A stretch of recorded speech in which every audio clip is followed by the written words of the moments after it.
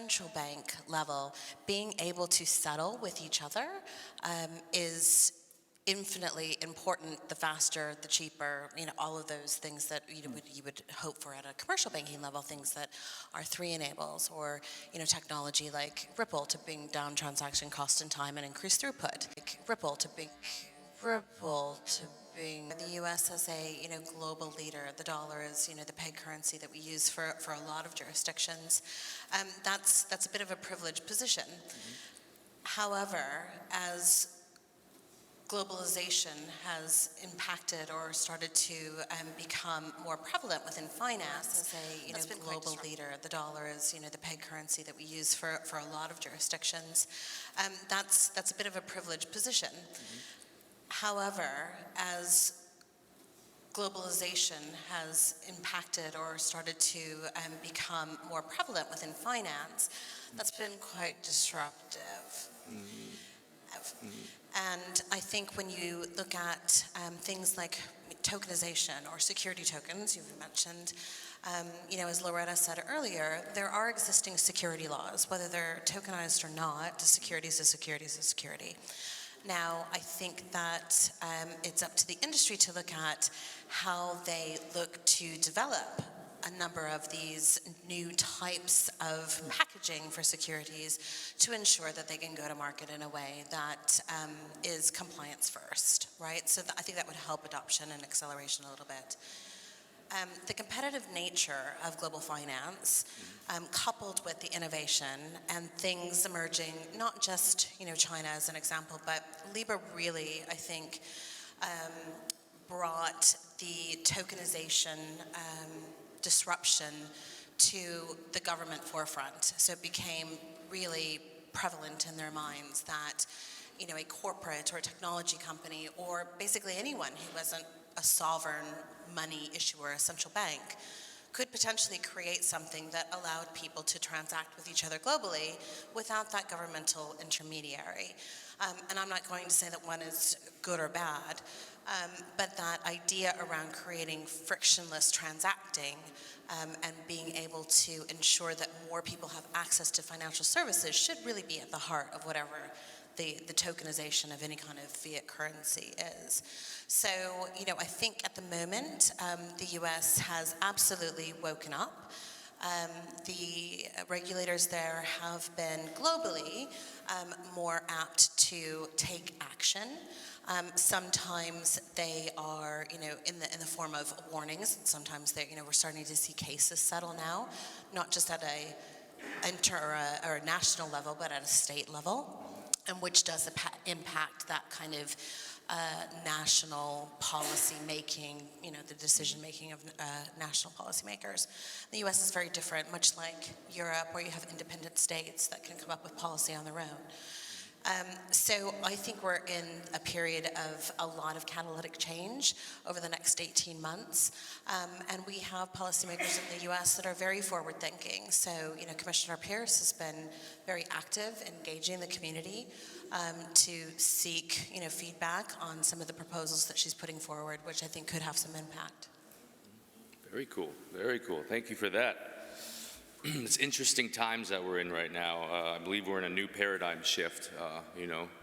The access of information is being distributed by the millisecond to all of us. So we're starting to see a lot of realities here in our world. And I think it's just, you're smiling at me. I just did an interview before this and I talked about that. I'm getting a little wink. Yeah, it's just an interesting time we're in right now. Anyways, enough about me. Yves, you're at R3. That's a great company. I am, yes. Hold on, don't start yet. I need to praise you a little bit more. R3 is a phenomenal company. They've been one of the front runners of this industry. Though they're kind of, you guys are kind of centralized. I mean, you're not really decentralized, right? But you're kind of centralized through a bunch of institutions, but we won't go there right now. Either way, you've been a front runner. It's phenomenal. I just spoke with you guys on a panel in Thailand at the end of last year. R3 is phenomenal. Since you guys have been one of the forerunners with institutionalization, right? And to a certain degree, not mass adoption, but kind of institutionalization, which is another form of mass adoption, right? Mm-hmm. Where do you see the future headed with mass adoption? And not so, you can talk a little bit about your, R3, because you guys are doing so many different things, but, within your company and in the future, what are their challenges, Right. And things like that? So, I mean, it's a bit of a tricky one because the lessons from blockchain 1.0 and maybe 2.0 was that, a lot of blockchain started with retail innovation without thinking about the backbone of the global financial markets. And the position that we've taken is that we want to start where finance is today and build a bridge to where it's going tomorrow, thanks to this blockchain wave of decentralization that's attracted so many people. So how are we driving mass adoption? I think we're driving mass adoption by enabling the key levers. And by that I mean projects like SDX, for example, in Switzerland, which is going live in a couple of weeks to maybe months from now. That's sensational, essentially. They're going to prove a production use of blockchain technology to trade equities in a way that's already getting a lot of attention in Thailand, as you said, in Singapore. We're doing a lot of work with Singaporean authorities, Project Yubin, which is publicized, with the Eurocoin that you may have seen during the Christmas holidays, and other central bank digital currency projects. So there are three main legs of this mass adoption. We're working with central bank digital currency and commercial cash projects. We're empowering potentially players like custodians to play a role digitally to make sure that we can have a safe, reliable way of matching billions of dollars of trades per year. We usually look at crypto as disrupting the entire financial markets industry, but we have to remember that we get 300,000 transactions per day in crypto. Real financial markets see 300 billion transactions a day. So when it comes to crypto alone, we're not there yet, but we're hoping that R3's core to blockchain can be a bridge where players with robust technology in existing financial markets can lend their expertise to crypto markets, making them mature, making them safer to be adopted, and therefore making them more institutionalized. So we're very much taking a base layer approach from where finance is today and bridging it to where it's hoping to go tomorrow. Great, thank you for that. Yeah, you guys are doing a lot of work. Your APAC, I think head of sales, I forget her name who I spoke with, she said you guys are working with Thai banks right now. Yes. Lots of stuff, yeah, that's really incredible. Let me take it back to Shuhei.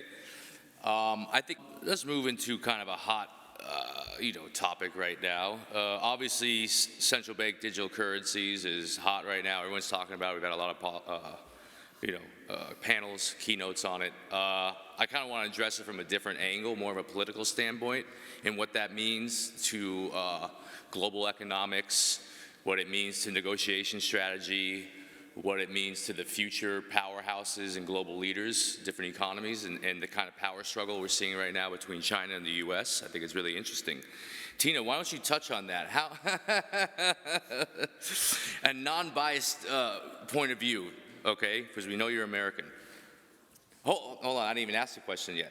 So how much of China's decision to launch that digital currency, right, was motivated purely by the technology or a way to gain independence from the US dollar and global power that's been tied to for so many years? And then you can expand on what you want to talk about. So I think that the digitization of any sovereign currency enables new ways of being able to have people invest into your economy and being able to invest in other economies, right? So the relationship between China and the US, whatever the geopolitical concerns are, those two economies are very invested and divested amongst each other, right? So there's a relationship there.